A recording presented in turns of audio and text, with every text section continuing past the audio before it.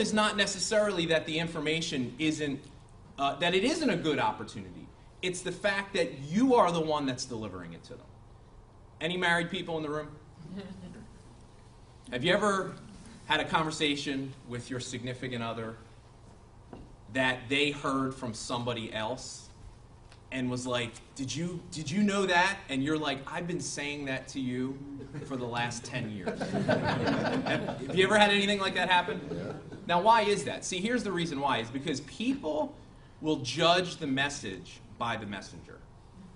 See, we have this thing that we have in this business where Mr. Castino talks about when you are introducing somebody to your opportunity, you have to use what we call a third-party source.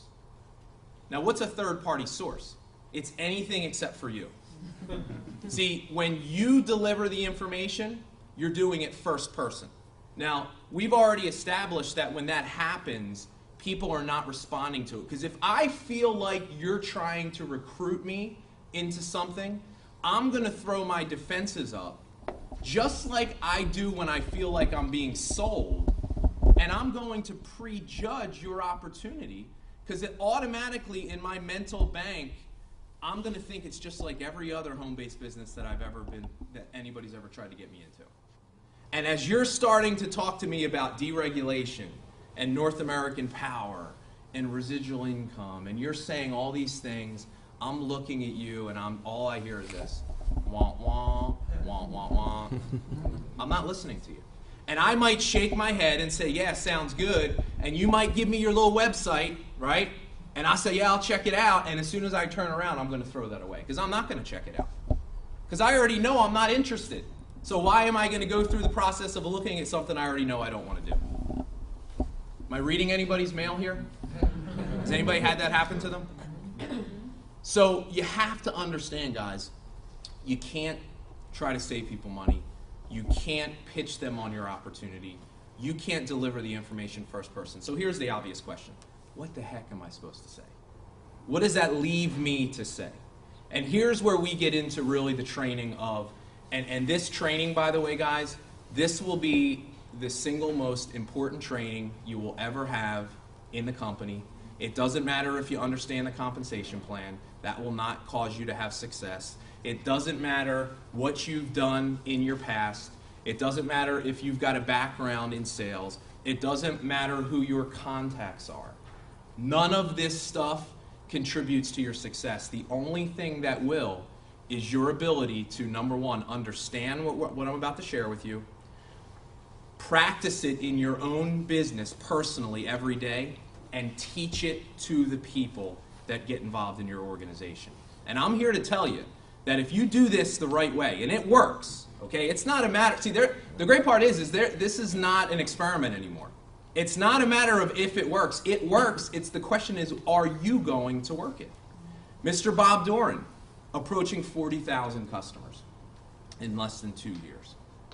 You know, my organization, 10,500 customers in less than a year and a half, part-time. See, there are two very powerful concepts at play here that you can take advantage of, wealth concepts. The first of which is passive income. The second of which is leverage.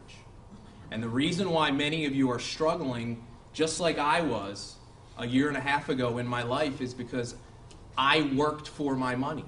I traded my time for money. If I didn't get out of bed in the morning and go to work, I wasn't going to get paid. And it's the reason why most of us will work hard our entire life, barely get by, and then we're going to retire and be expected to survive on half of what we could barely survive on in the first place. And I'm here to tell you, you can change that cycle. You can find a way, instead of you working for your money the rest of your life, you can find a way to have your money work for you. You can find a way to literally have tens of thousands of people depositing money in your bank account every single month. I want you to think about that. How would you feel tomorrow morning, guys? Because you understand, tomorrow is a very special day in the world of North American power. It is residual check day. The 15th of every month, direct deposit residual income. So many of us will be anxiously awaiting at our computers, hitting the refresh button in our back office over and over to wait for that thing to post. And I want you to think about this. I want you to think about every single month, your residual income going up the equivalent of a $2,000 to a $3,000, $4,000 annual raise every single month. Because there are many people in this room that every month their residual income is growing at a rate that is equal to a $2,000, $3,000, $4,000, $5,000 annual raise every single month. There are people, their organizations are growing by thousands of customers a month. And the only way that's going to be possible is what we're going to share with you right now. So let me explain to you how the approach goes. You're going to make a list when you get started. You're going to write everybody you know on that list. Well, that's what you should do. We don't know that you're going to do that because the coachability thing is still yet to be determined for some of you. Okay, you'll decide that. But we teach you to make a list, and we're going to teach you to have this conversation that I'm about to teach you with every person that you know. And if you do it without any worry of if you think they're going to be interested or not, if you don't prejudge, and you literally just allow the people that you know to tell you if they want to be a customer or if they want to make money. It's not for you to decide. Let them tell you. And if you approach them the right way, many of these people will do this because they'll realize how simple it is. So let's talk about it. So the approach. There are two very distinct roles in the approach. There's the invitation, which is your job. And there is the presentation, which is never your job.